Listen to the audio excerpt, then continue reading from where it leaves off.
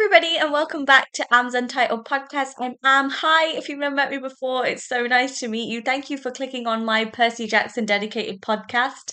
I've recently started a new series, which is the best of Percabeth. So I'm talking about the best Percabeth relationship moments in the show, books, Heroes of Olympus, Chalice of the Gods, that sort of thing.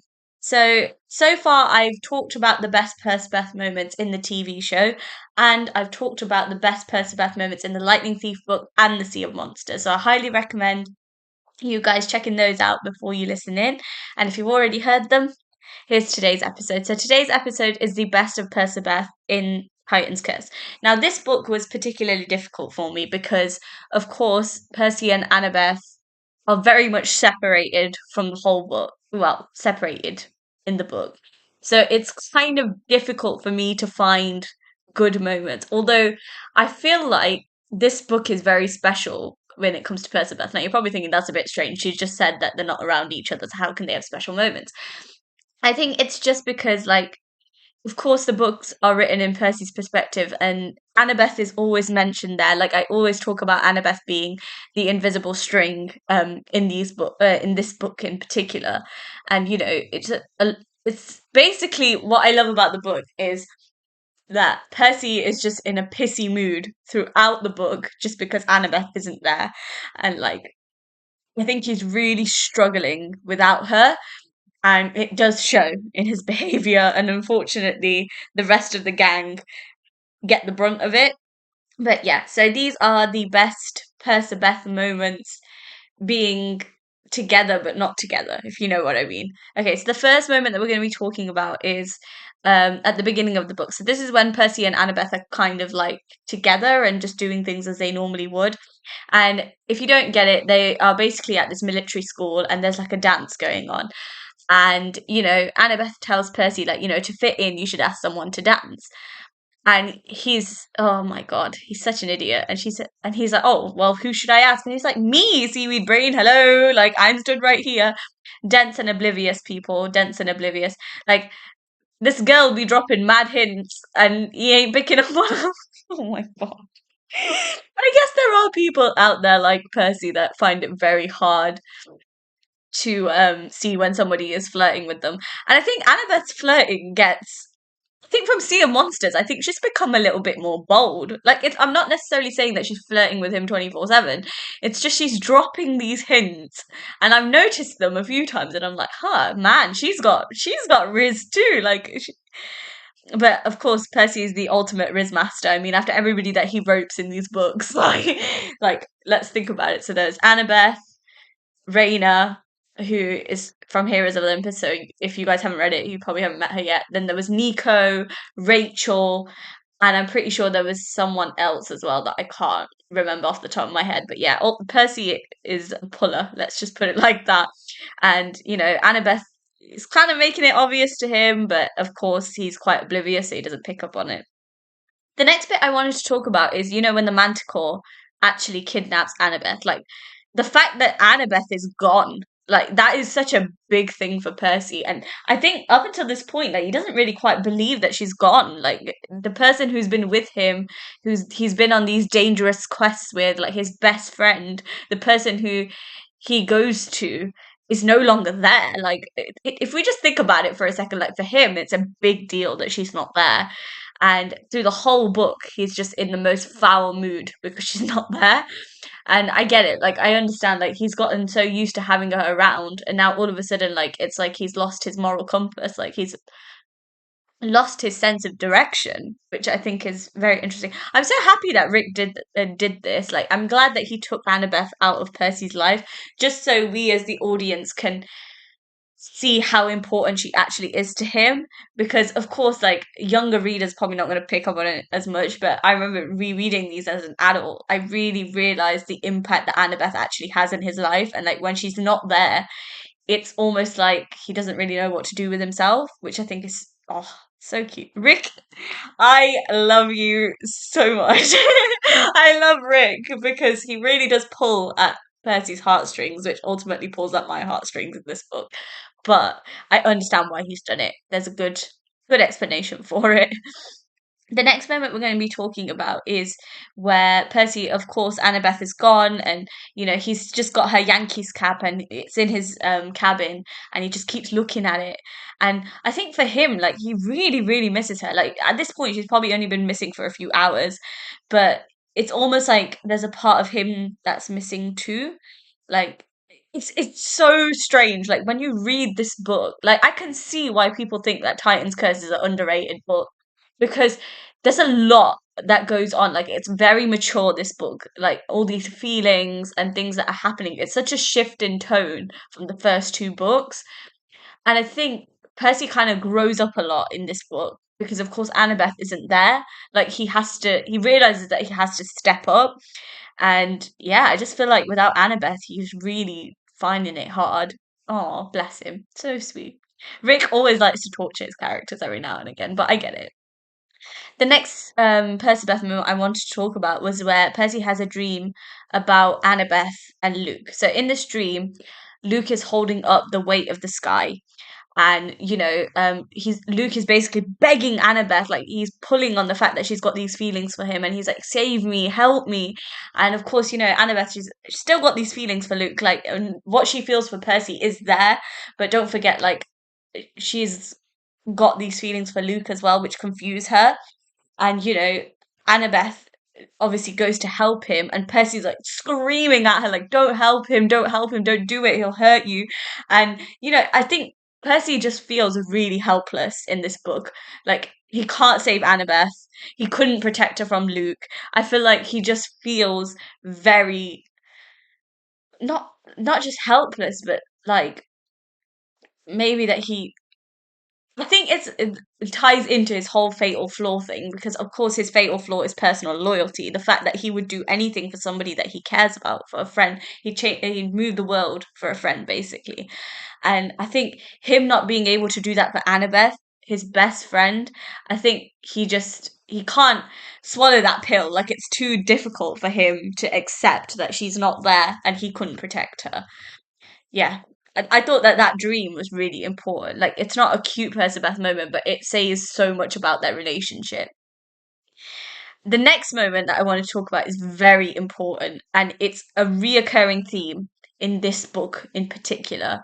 And it's where Percy finds out that Annabeth was actually going to join the Hunters with Thalia. And let's just say he doesn't take the news very well. Like, Annabeth would have sworn to be a maiden. She would have left to work with Artemis. Like, I think for him, it's like he feels like he's lost her all over again. And it was so sad. Like, I remember reading that in the book and just being like, wow. Like, this one person that Percy feels a connection to almost wouldn't have been there if she'd taken up the offer to join the Hunters.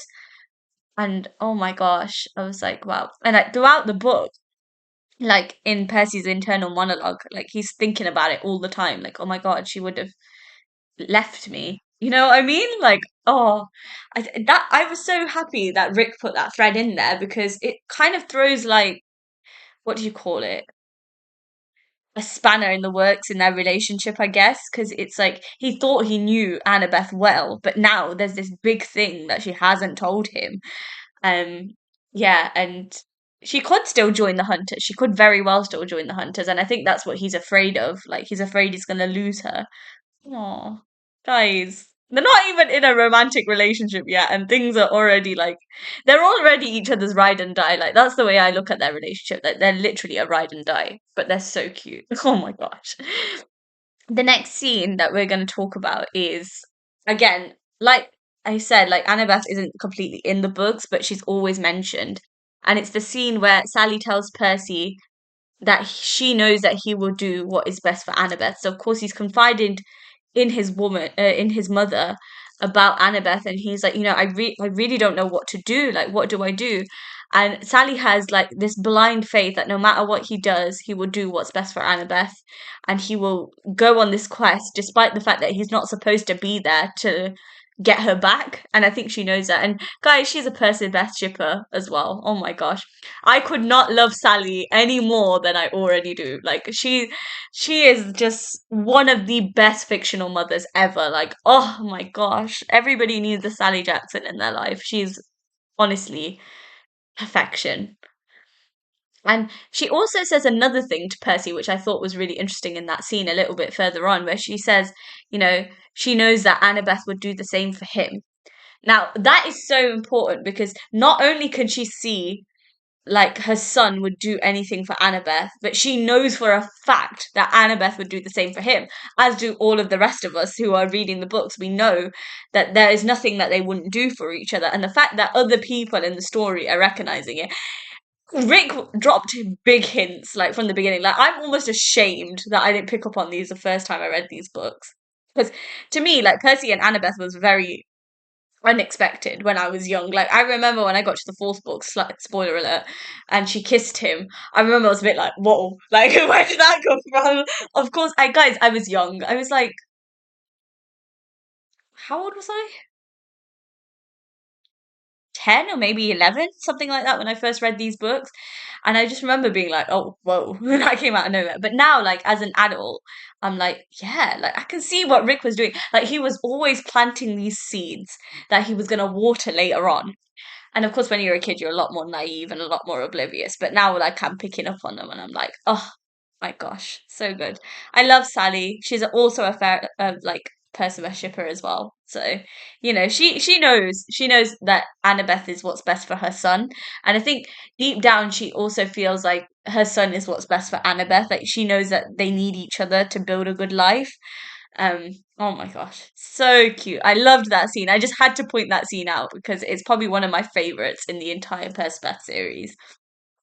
The next Percabeth moment we're going to be talking about is where Percy meets Aphrodite, and she is significantly invested in his and Annabeth's friendship in inverted commas. And there's one thing where Percy talks about his dream. Of course, he sees Annabeth and Luke, and she says, "Oh, you even dream about her? That's so cute." You see, I'm not a huge fan of Aphrodite, like especially now that I've gone and read like stories about her and stuff. I'm not the biggest fan of her, but the fact that she's a Percabeth shipper, I'll let it slide a little bit.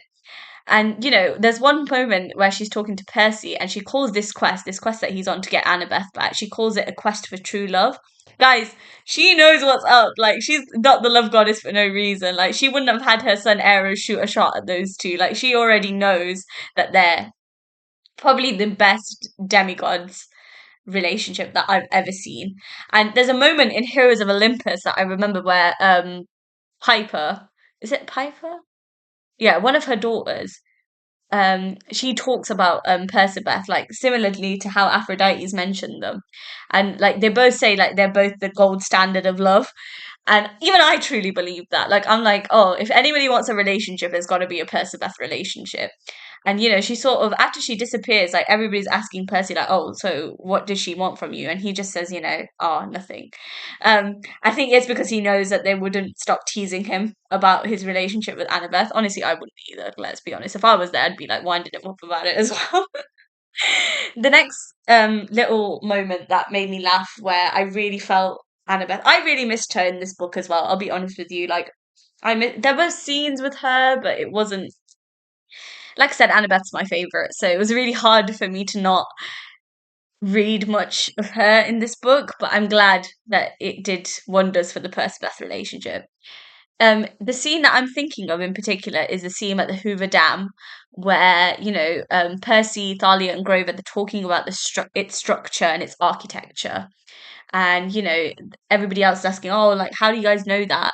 And he's like, oh, it's all thanks to Annabeth. And he really does miss her. Like, it's very genuine, like what he's feeling. Like, he's not behaving like a complete. Well, it is a little bit simpy, but it's not, because he misses her, like just having her there, like somebody to talk to, somebody to confide in, somebody to be vulnerable around. Like, I don't think he has that connection with anybody else. Yes, Grover, of course, but the bond that he has with Annabeth, I think, is just, I don't know, what's the word for it? Like, I think it's one in a million, and I don't think a lot of people get that. And the fact that he doesn't have that anymore is really bothering him. And I don't know, he doesn't know where she is.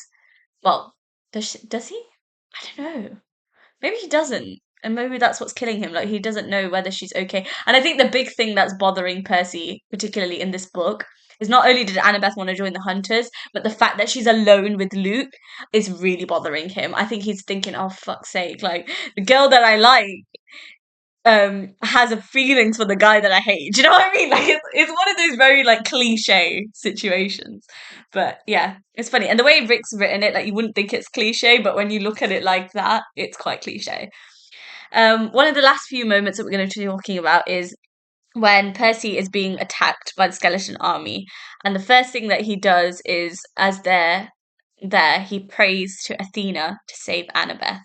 Like the guy is willing to pray to his dad's rival for the safety of his girl. Oh my god. If that's not love, guys, I genuinely don't know what is, because wow. Like he knows for a fact that their parents don't get along.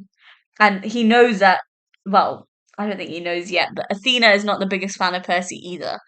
And she definitely does not approve of their relationship. Well, we'll come to that a little bit later on. It's revealed slightly at the end of this book. But he wants Annabeth to be safe. Like, he's not praying for his own safety, he's praying for her safety. Now, that's the bit that stood out to me. I was like, wow, their love is literally selfless. My God. Oh, that moment really tugged at my heartstrings. I ain't gonna lie, that really pulled me. I was like, whoa, man, that's intense. Wow. So I think it's one of the, yes, a few more moments that I've got to talk about. The next moment that I'm going to talk about is the one where, of course, after Percy finds Annabeth again, um, Luke gets pushed, and he falls off a cliff, basically. And Annabeth is just adamant that Luke is still alive. But the way that she says it, she says, you know, the same way that you knew I was alive, the same way I know that he's alive. And I think that really hurts Percy because I don't know how to describe it. It's like basically she chose the wrong move to say. Like she worded that wrong. In other words, she's saying, "Oh, you know, because you have feelings for me, you knew I was alive." In other words, like the way it sounds to Percy is like she's saying, "Oh, I have feelings for Luke, so I know that he's alive." Oh no. Yeah, I remember reading that in the book, and it was one of those moments where I like smacked my forehead because I was like, oh my god, Annabeth was such an intelligent girl. You said such a stupid thing. And then, like, obviously, because the books are written in Percy's perspective, you hear like his internal monologue, and he says, how can she still have feelings for that creep? I can smell the jealousy from here, guys. It's like, it stinks. Like, he honestly, if he didn't hate Luke before, like he definitely hates him now. Um, I just thought it was really funny, and I just wanted to point that moment out. So I was like, yeah, I get it. I get it, Percy. I get why you're annoyed with her. I would be too. Now, I'm going to come back to something I said earlier, which is, of course, after everything, Athena goes up to Percy in the middle of this. I think it's the gods have thrown a party or something, and she tells Percy that she doesn't approve of his relationship with Annabeth. Oh, shut up! What a hater! What an actual hater! Why can't she just let her daughter be happy? Like her daughter is doing everything she can to make her mother proud. Like the least that Athena can do for her is just let her be happy with somebody that she genuinely likes. Yeah, do you know what? Athena really pisses me off. I'm not gonna lie. In these first few books, like she really annoys. Mind you, in Heroes of Olympus, where she gives Annabeth an earful as well, like she really pissed me off then as well. But we'll talk more about that when we get to those books. And yeah, I'm so happy that Percy and Annabeth don't listen to her. It's one of those moments where you're just like, oh, be quiet. Such a hater, honestly. It's like just because you've chosen to be a maiden doesn't mean that your children want to do that. Like, and Percy is the perfect person for Annabeth, so she can keep her unwanted opinion to herself. So the last scene that we're going to talk about was a really really cute scene where Percy tells Annabeth that he owes her a dance, and he takes her to the dance floor and they start dancing. And I think that's kind of where the book ends. And oh, it was such a lovely moment. Like, of course, they both went through a lot in this book, like being separated from each other.